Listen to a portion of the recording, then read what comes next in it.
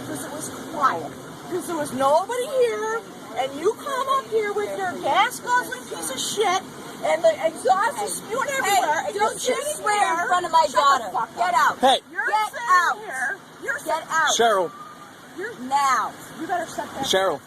Now. Cheryl, Yes. Cheryl, don't. You better step back. Don't We're even touch here me. waiting for you. Don't even touch me, okay? Step I back. didn't touch you.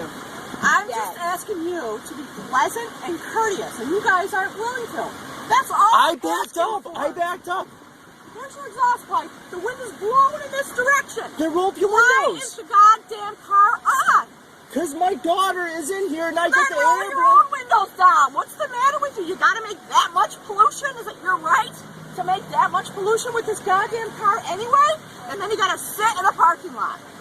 You gotta sit in a parking lot with the car going, and you're laughing because you're mindless and you're ignorant because you have no care about anybody else but yourself.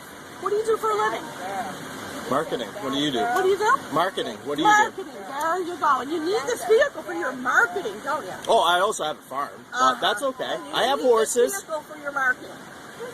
It's What do you- irresponsible. And I'm Irresponsible. Sick to death of it. Oh, I'm sick to death okay, of people then like you- you. Mindless, ignorant, irresponsible, and inconsiderate. Okay. And you got 2 kids, and now you're going to train them to be the same way. Nice. Ridiculous and fat and obnoxious and ugly.